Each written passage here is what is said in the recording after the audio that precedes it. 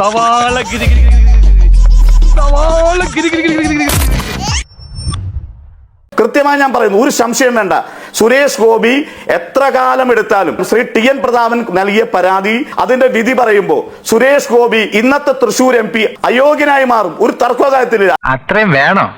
വേണം, കുറച്ച് കടുപ്പത്തിരിക്കട്ടെ. ഇങ്ങനെയുള്ള വോട്ടുകൾ എന്തിനു ചേർത്തു? അതിന്റെ ലക്ഷ്യം എന്തായിരുന്നു? അതിൽ തന്നെ പല ആളുകളും വോട്ട് ചെയ്യാൻ വന്നിട്ടില്ലെന്ന് ശ്രീ അനിൽ അക്കര തന്നെ സമ്മതിക്കുന്നു. ശ്രീ അനിൽ അക്കര, നിങ്ങൾ ഈ പറയുന്ന ആളുകളിൽ എത്ര പേർ വോട്ട് ചെയ്തിട്ടുണ്ട്? അതിന്റെ കണക്കുണ്ടോ? ഉണ്ട്.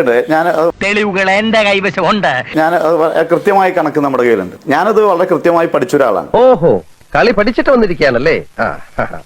2024 ജനുവരി മാസത്തിൽ കൂട്ടിച്ചേർത്ത പട്ടികയ്ക്ക് വന്നത് 3 പേജുകളാണ്. എന്ന് വെച്ചാൽ 50-നും 60-നും ഇടയിലുള്ള വോട്ടർമാരാണ് അതിനകത്ത് വന്നത്. ഇത്തരം ആളുകളിൽ എത്ര പേർ വോട്ട് ചെയ്തിട്ടുണ്ട്? നിങ്ങളുടെ കണക്കെടുപ്പിൽ ആ കണക്കുണ്ടോ? ഇല്ലാത്ത വെട്ടിത്തരങ്ങളൊക്കെ വിളിച്ചു പറയും. പോലീസുകാർ വന്ന് പൊക്കുന്നത് ഞങ്ങളെ ആയിരിക്കും. തെളിവുണ്ടോ? ഇത് വോട്ട് ചെയ്ത് നിങ്ങളായിക്കൂടെ? ഞങ്ങളുടെ കണക്കനുസരിച്ച് 25,000-നും 30,000-നും ഇടയിൽ വോട്ട് ചെയ്തിട്ടുണ്ട്.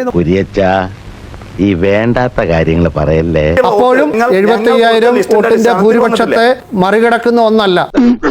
നിയമവിരുദ്ധമായാണ് വോട്ടുകൾ ചേർക്കപ്പെട്ടിട്ടുള്ളതെങ്കിൽ അത് ചോദ്യം ചെയ്യപ്പെടേണ്ടതുമാണ്. തീർച്ചയായിട്ടും അത് അന്വേഷിക്കേണ്ടതാണ്. തൃശ്ശൂരിൽ മാത്രമല്ല, അങ്ങനെ എവിടെയൊക്കെ ഉണ്ടായിട്ടുണ്ടോ അവിടെയെല്ലാം തന്നെ പരാതി ഉണ്ടെങ്കിൽ അത് അന്വേഷിക്കേണ്ടതാണ്. അയ്യോ, അതിന് ഇയാളെന്തിനാ ഞെട്ടുന്നത്? എന്റെ അവസ്ഥ പിന്നെ എന്താവൂടോ? വില പോകുന്ന ഉറപ്പാ. ഇതൊക്കെ നേരത്തെ ആലോചിക്കണമായിരുന്നു. നമ്മളിപ്പോ സുരേഷ് ഗോപിയെ പറ്റി പറയുന്നത് പോലെ തന്നെ കോൺഗ്രസ് നേതാവ് ശ്രീ രമേശ് ചെന്നിത്തല, അദ്ദേഹത്തിനുള്ള വോട്ട് ഹരിപ്പാട് ഡാനാപ്പടി വാർഡിലെ മണ്ണാറശാല UP സ്കൂളിൽ അദ്ദേഹത്തിന് തദ്ദേശ ഭരണ തെരഞ്ഞെടുപ്പിൽ വോട്ടുണ്ട്. അദ്ദേഹത്തിന് ചെന്നിത്തല തൃപ്പരുന്തുറ വാർഡിലെ തൃപ്പരുന്തുറ UP സ്കൂളിലും വോട്ടുണ്ട്. അങ്ങനെ വരാൻ വഴിയില്ലല്ലോ. പക്ഷെ അങ്ങനെ വന്നല്ലോ. ഞാനിത് വോട്ടേഴ്സ് ലിസ്റ്റ് നോക്കിയപ്പോൾ അദ്ദേഹത്തിനും അദ്ദേഹത്തിന്റെ കുടുംബാംഗങ്ങൾക്കും ഈ 2 വോട്ടേഴ്സ് ലിസ്റ്റിലും പേരുണ്ട്. അദ്ദേഹത്തിന്, അദ്ദേഹത്തിന്റെ ഭാര്യയ്ക്ക്, അമ്മയ്ക്ക്, മക്കൾക്ക്, മരുമക്കൾക്ക് ഒക്കെ വോട്ടുണ്ട്. ഞാൻ ഈ കണ്ണുകൊണ്ട് കണ്ടു. ഒരാളെ തോൽപ്പിക്കാൻ വേണ്ടി ഇങ്ങനെ കല്ല് വെച്ചോണ പറയരുത്. ഞാൻ നോക്കുമ്പോൾ ഇതിന്റെ റൈറ്റ് എൻഡിൽ കാണുന്നത് നമ്മുടെ വോട്ടർ ID കാർഡിന്റെ നമ്പറാണ്. ആ വോട്ടർ ID കാർഡും 2ആണ്. എന്ന് വെച്ചാൽ അങ്ങനെ പറഞ്ഞു കഴിഞ്ഞാൽ ആരോപണം എന്തായിരിക്കും? ശ്രീ രമേശ് ചെന്നിത്തലയ്ക്ക് 2 വോട്ടർ ID കാർഡ്, അദ്ദേഹത്തിന് 2 മണ്ഡലങ്ങളിൽ തദ്ദേശ ഭരണ തെരഞ്ഞെടുപ്പിൽ വോട്ട്. ഇതിലെന്തോ ചതിയുണ്ട് മുതലാളി. പക്ഷെ ഞാൻ ചോദിക്കുന്നത്, അദ്ദേഹം അങ്ങനെ മനഃപൂർവ്വം മറ്റേടത്ത് ഇത് വേണ്ട, വെട്ടണ്ട എന്ന് കരുതി ഇതിലേക്ക് ചേർത്തേക്കാം എന്ന് കരുതുകയോ, അദ്ദേഹം കള്ളവോട്ട് കുടുംബത്തോടകം ചെയ്യും എന്ന് നമ്മൾ ആരെങ്കിലും കരുതുന്നുണ്ടോ? ഇല്ല. എന്ന് വെച്ചാൽ ഇതിന്റെ ഏറ്റവും പ്രധാനപ്പെട്ട പ്രശ്നം, ഇങ്ങനെയുള്ള പ്രശ്നങ്ങളെല്ലാം ഇവിടെ ഉണ്ട്. ഇത് തൃശ്ശൂരിലെ മാത്രം കേസല്ല എന്നാണ് ഞാൻ പറഞ്ഞത്. എന്റെ കണക്കൂട്ടിൽ ഇതുവരെ തെറ്റിയിട്ടില്ല. അതെന്താണോ താനൊരു അർത്ഥം വെച്ച് സംസാരിക്കണേ? അതായത് ഇവരാരും തന്നെ ഏതെങ്കിലും സ്ഥലത്ത് 2 വോട്ട് ചെയ്തിട്ടുണ്ടോ എന്നുള്ളതുണ്ടെങ്കിൽ അത് അങ്ങേയറ്റം ഗുരുതരമായിട്ടുള്ള പ്രശ്നമാണ്. അതാണ് കള്ളവോട്ട്. ചിന്തിക്കേണ്ടിയിരിക്കുന്നു. അതാ ഞാൻ പറഞ്ഞത്, എവിടൊക്കെയോ എന്തൊക്കെയോ ചീഞ്ഞ് നാറുന്നുണ്ട്. കോഴിക്കോട് ജില്ലയിൽ ഒരേ വീട്ടിൽ തന്നെ 30-ലധികം വോട്ടർമാരുള്ള നിരവധി കേസുകളുണ്ട്. ഇപ്പോൾ എങ്ങനെ ഇരിക്കുന്നു? ഒരേ വീട് നമ്പറാണ്, ഞാൻ നേരിട്ട് പരിശോധിച്ചതാണ്. 30-ലധികം ആൾക്കാരുണ്ട്.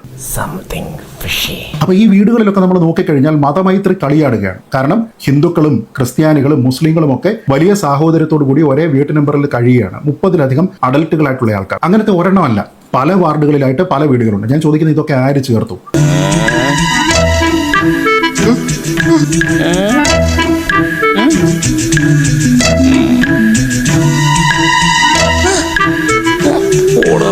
പെർമനന്റ് റെസിഡന്റ് ആയിട്ടുള്ള ഒരാളിന് ആ സ്ഥലത്ത് മാത്രമാണ് വോട്ട് എന്ന രീതിയിലത്തേക്ക് നിങ്ങൾ പറയുന്നുണ്ടോ? ഒരു ചെറിയ ഉദാഹരണം പറയാം. മുഖ്യമന്ത്രി ശ്രീ പിണറായി വിജയന്റെ വോട്ട് എവിടെയാണ്? അദ്ദേഹം ഓർഡിനറിലി ഒരു റെസിഡന്റ് ആയിരിക്കുന്നത് എവിടെയാണ്? അദ്ദേഹം തിരുവനന്തപുരത്താണ്, ക്ലിഫ് ഹൗസിലാണ്. അദ്ദേഹം ഏറ്റവും കൂടുതൽ സമയം ചെലവഴിക്കുന്നത് തിരുവനന്തപുരത്താണ്, അല്ലാതെ ധർമ്മടത്തുള്ള അല്ലെങ്കിൽ കണ്ണൂരിലുള്ള അദ്ദേഹത്തിന്റെ വീട്ടിലല്ല. പക്ഷേ ഇന്ന് കരുതി അദ്ദേഹത്തിന്റെ വോട്ട് എവിടെയാണുള്ളത്? തിരുവനന്തപുരത്തല്ല അദ്ദേഹം വോട്ട് ചെയ്യുന്നത്. അദ്ദേഹം വോട്ട് ചെയ്യുന്നത് കണ്ണൂരിലാണെന്ന് നമുക്കറിയാം. അതിനിപ്പോ എന്താ ആലോചിക്കാനിരിക്കണേ?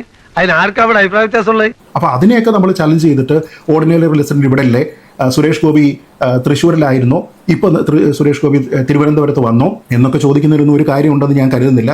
ദേവസേട്ടൻ കാര്യങ്ങൾ നിസ്സാരവൽക്കരിക്കുകയാണ്. ഇനി അഥവാ ലീഗലി പറയുകയാണെങ്കിൽ, നിയമപ്രകാരമാണോ അല്ലയോ എന്ന് പറയാനാണെങ്കിൽ അദ്ദേഹത്തിന് വേണമെങ്കിൽ പറയാം, തൃശ്ശൂരിൽ ഇലക്ഷൻ നടന്നത് 1 വർഷം മുമ്പാണ്, ഞാൻ കഴിഞ്ഞ 6 മാസമായിട്ട് തിരുവനന്തപുരത്ത് തന്നെയാണ് താമസിക്കുന്നത് വേണമെങ്കിൽ അദ്ദേഹത്തിന് പറയാം. ഞാൻ പറഞ്ഞത്, ഇതിലെല്ലാം ലൂപ്പ് ഹോൾസ് നിരവധിയുണ്ട്.